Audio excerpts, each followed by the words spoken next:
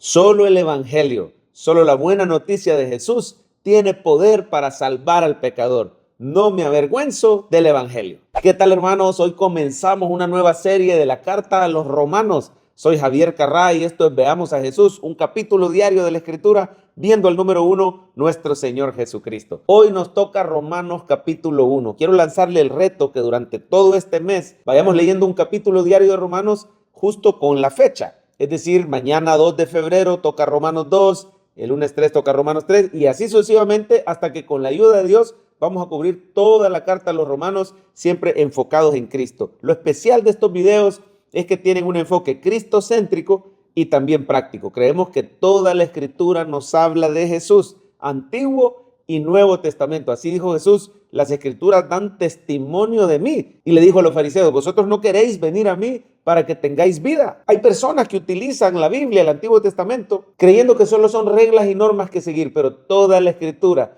nos habla de Cristo, y cuando ponemos nuestra mirada en Jesús, somos transformados por el Espíritu de Dios. Somos transformados de gloria en gloria en la misma imagen. Nos vamos pareciendo más a Jesús. Así que sin más, veamos a Jesús en Romanos capítulo 1. Y bueno, si yo pudiera resumir en pocas palabras Romanos 1 nos da la buena noticia, nos dice también el poder de esa buena noticia, qué es lo que hace. También nos dice para quiénes es la buena noticia y por qué era necesaria. Comencemos con cuál es la buena noticia, es el Evangelio. Mire por favor Romanos 1:16 dice, porque no me avergüenzo del Evangelio, porque es poder de Dios para salvación a todo aquel que cree. La palabra Evangelio quiere decir buena noticia. Eu quiere decir buena o alegre o feliz y ángelos quiere decir mensaje o noticia. Y hermanos, en Cristo Jesús tenemos la buena noticia. ¿Y cuál es esa buena noticia? Que Dios nos amó tanto a pesar de nuestra maldad, a pesar de nuestros pecados, a pesar que estábamos muertos espiritualmente y le habíamos dado la espalda a Dios. Él nunca nos dejó de amar y envió a su Hijo. Dios se hizo hombre en la persona de Cristo, vino a este mundo, vive esa vida perfecta que ni usted ni yo podíamos vivir. Va a la cruz, derrama su sangre, paga por nuestros pecados con su propia vida, pero luego resucita al tercer día. Eso demuestra que su sacrificio fue acepto por el Padre. El Señor Jesús sube a la diestra del Padre intercediendo por nosotros, y todos los que ponemos nuestra fe en esa buena noticia recibimos perdón de pecados, salvación y vida eterna. La buena noticia es la obra completa de Cristo en la cruz. ¿Y cuál es el poder de esa buena noticia? El mismo Pablo dice, no me avergüenzo del Evangelio porque es poder de Dios para salvación. El Señor nos salva, nos perdona de todos nuestros pecados, nos mira con la perfección de Cristo. Eso aparece en el 17. Lea conmigo el 17, dice, porque en el Evangelio la justicia de Dios se revela por fe y para fe. Como está escrito, mas el justo por la fe vivirá. El Señor nos declara justos porque nos imparte su justicia. Mire, el Evangelio es la revelación de la justicia, de su perfección moral. Nos es impartida a nosotros, nos es imputada a nosotros. Los que éramos pecadores, ahora se nos llama justos. Y dice, mas el justo por la fe vivirá. La esencia del Evangelio, el poder del Evangelio, es perdonarnos de pecados, justificarnos y santificarnos. Tenemos salvación, es poder de Dios para salvación. Ahora, ¿para quiénes es el Evangelio? Dice el mismo 16, al judío primeramente y también al griego. El Evangelio es poder de salvación a todo el que cree, al judío y al griego. Es decir, que todas las personas del universo necesitan las buenas noticias. No solo es para judíos, no solo es para gentiles, es para todas las familias de la tierra, porque ¿sabe qué? Todos somos pecadores y somos responsables de nuestro pecado delante de Dios. Nadie tiene excusa. No hay ningún solo ser humano en el mundo, esto lo dice Romanos 1, que pueda decir, es que yo no sabía que había un Dios santo, creador, sabio.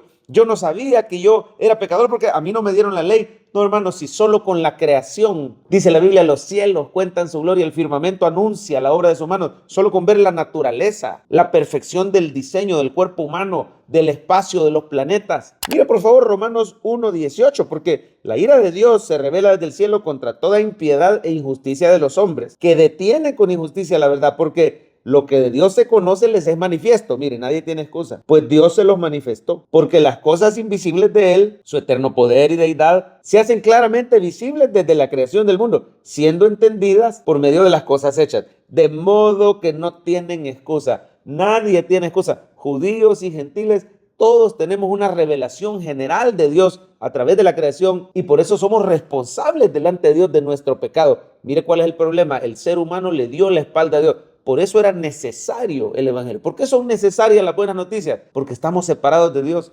porque escogimos el pecado en lugar de Dios. Dice el 21, pues habiendo conocido a Dios, no le glorificaron como a Dios ni le dieron gracias, sino que se envanecieron en sus razonamientos. Su necio corazón fue entenebrecido. Estamos hablando de Adán y Eva en el Edén, pero todos nosotros ya venimos con ese mismo gen del pecado, producto de la caída del hombre. Ya nacemos dándole la espalda a Dios. Tenemos una tendencia hacia la oscuridad, dice su necio corazón fue entenebrecido. Ahora mire el 22. Profesando ser sabios se hicieron necios. Cambiaron la gloria de Dios incorruptible en semejanza de imagen de hombre corruptible, de aves, de cuadrúpedos y de reptiles. Todo ser humano le ha dado la espalda a Dios y tenemos una tendencia hacia la idolatría. Idolatramos el dinero, idolatramos el trabajo, idolatramos un celular, idolatramos una persona, nos idolatramos a nosotros mismos. Todo pecado es en cierta forma idolatría. Hermanos, tristemente el mundo le ha dado la espalda a Dios y si usted lee del 24 en adelante, se va a impresionar. Es una descripción del mundo actual. ¿Por qué no leemos unos cuantos versiculitos? Por ejemplo, lea conmigo Romanos 1:26 rápidamente. Dice, por esto Dios los entregó a pasiones vergonzosas,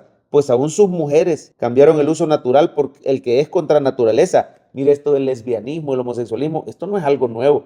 Desde tiempos del principio, el ser humano le dio la espalda a Dios y se ha degenerado la creación. Dice el 27, de igual modo también los hombres, dejando el uso natural de la mujer, se encendieron en lascivia unos con otros, cometiendo hechos vergonzosos hombres con hombres, recibiendo en sí mismos la retribución debida a su extravío.